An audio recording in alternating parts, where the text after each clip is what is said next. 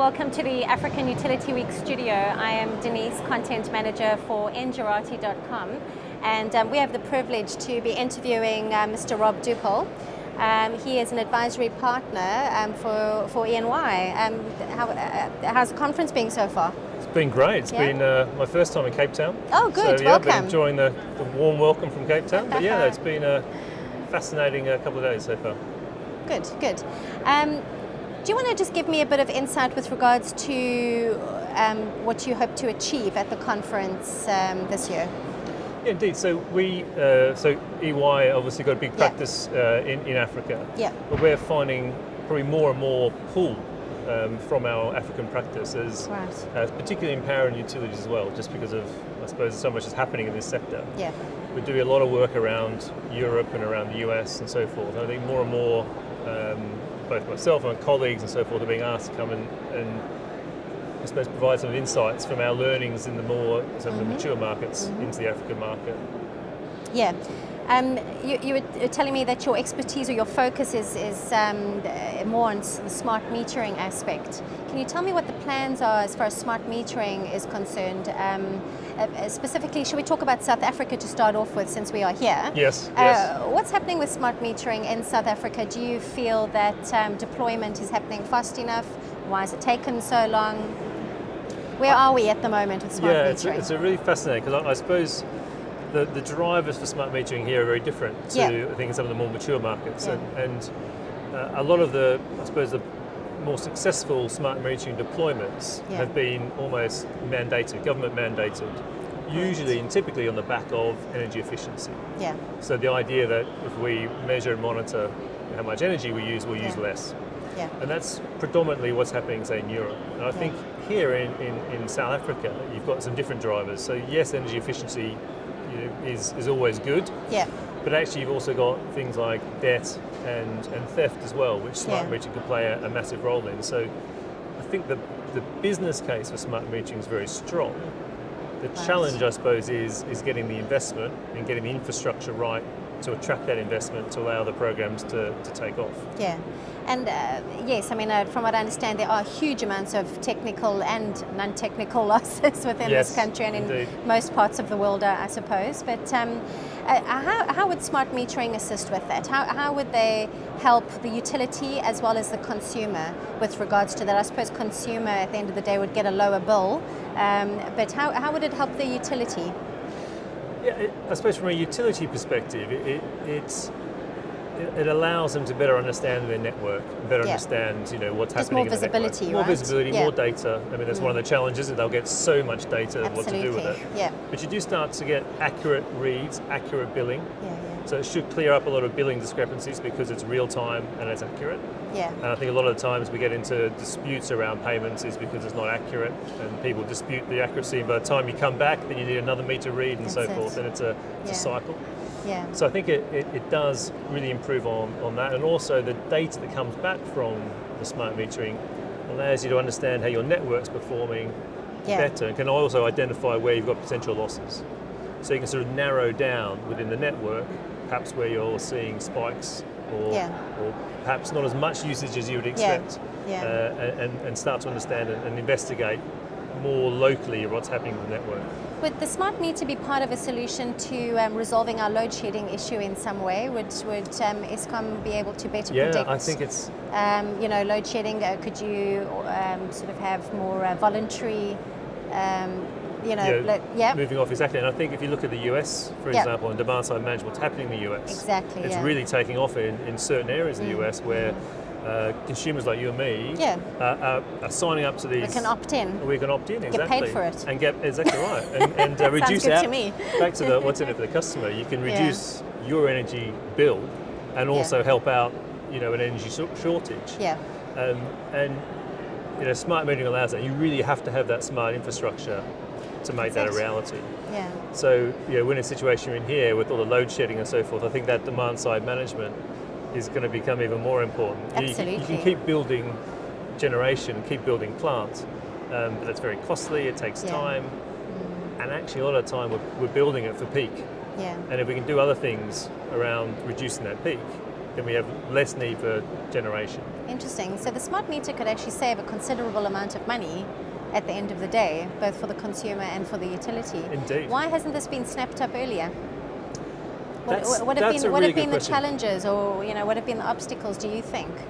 Red tape. I think there's a number of them. I think if I start with the customer first, I don't think we're particularly good as an industry. I don't think utilities have been really particularly good at explaining to consumers just how energy works, how it flows. Smart metering deployments globally, I think, are also characterised by perhaps poor communication with customers. And then people get concerned about privacy, they get concerned about what's happening with this data. Even safety.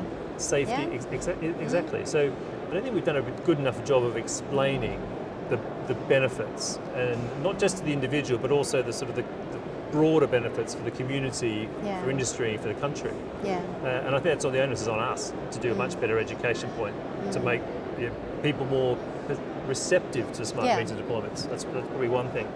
I mean, that's a whole program and a whole project all by itself, to engage better with your customer. It is. Because, I mean, some utilities just don't have that existing relationship from the start. So it's developing that relationship all over again. Correct. Strengthening it and then introducing the smart meter. So this is quite a process. It's very, very difficult, exactly, because they're not coming from a position of high trust.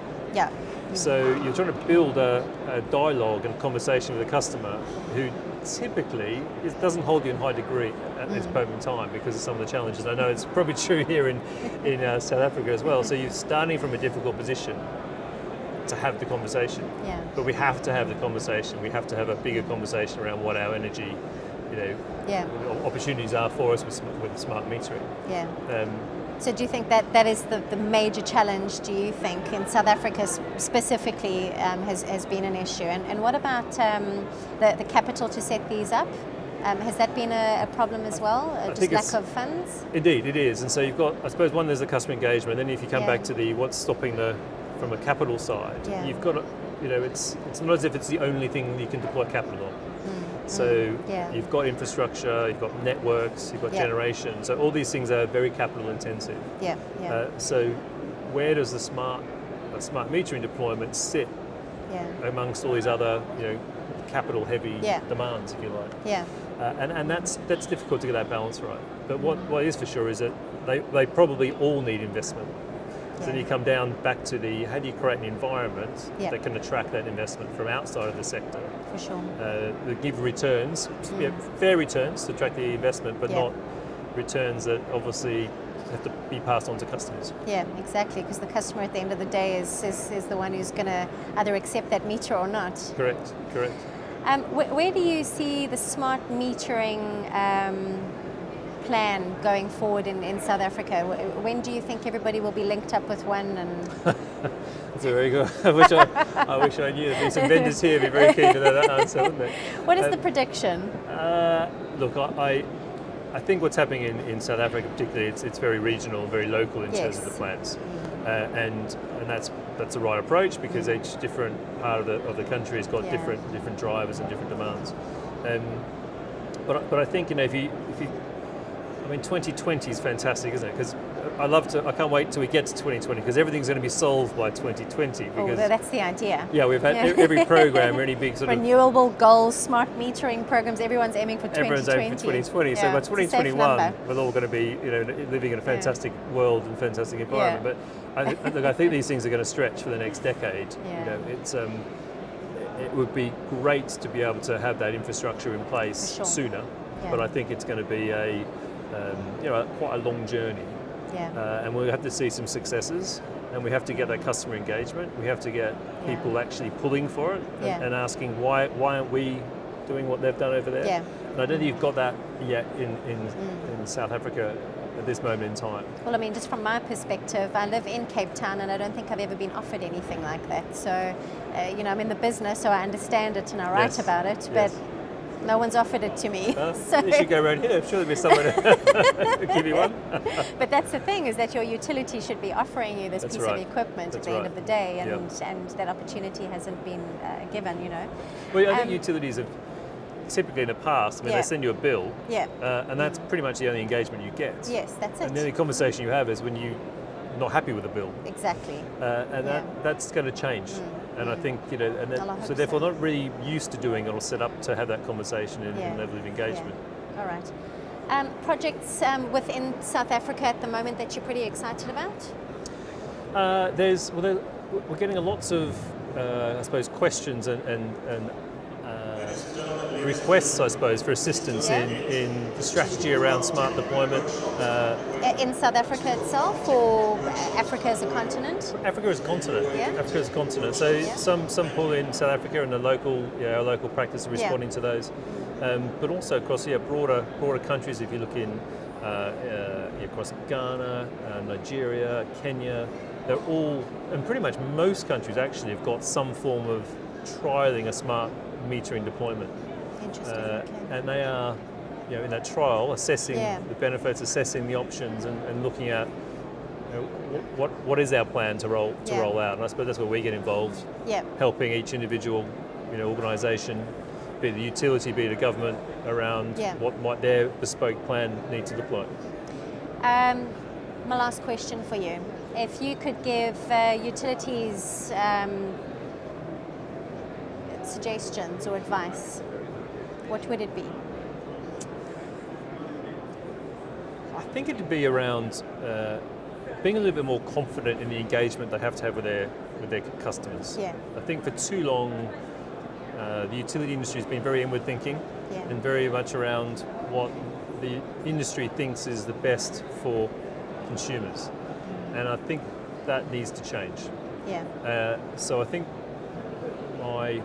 my view would be, my advice, I suppose, would be you've got to start to engage in a different way and have a different conversation with your consumers, be they both domestic consumers like you and me, or your commercial and industrial as well. Yeah, yeah.